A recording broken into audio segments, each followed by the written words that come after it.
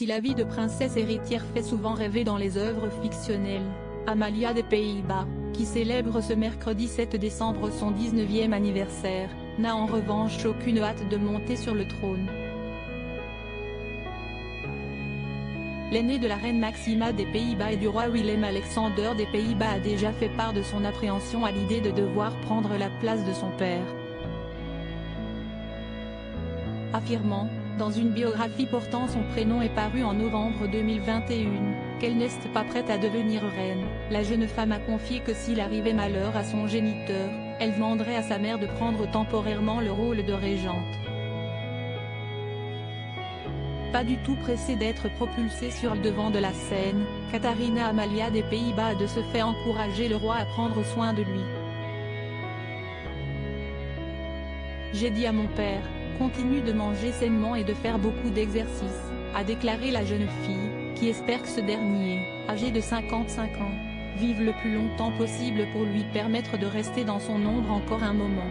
Dans sa biographie, la grande sœur d'Alexia et d'Ariane se livre également au sujet de la santé mentale, un domaine qui lui tient particulièrement à cœur, puisqu'elle a toujours été encadrée d'un point de vue psychologique, et ce, depuis toute jeune.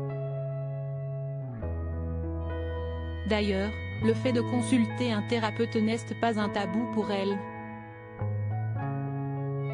Ce n'est pas un problème de le dire au public, a-t-elle lancé, avant de détailler la raison pour laquelle elle est suivie.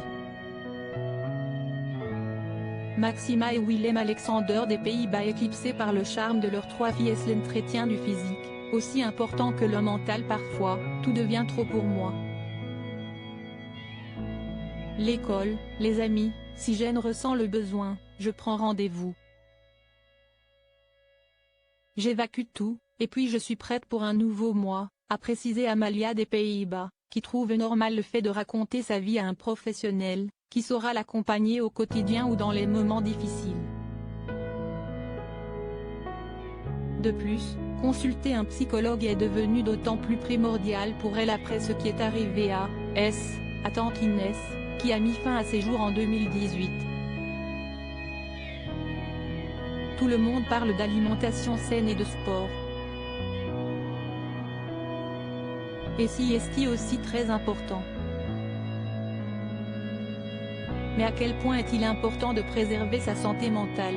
Vous ne pouvez pas avoir l'un sans l'autre, a-t-elle ajouté, afin d'éveiller les consciences sur la nécessité de prendre soin de soi, à tous les niveaux. Article écrit avec la collaboration de 6 médias Crédit Photo, Royal Portrait Europe Bernard Ruxamel.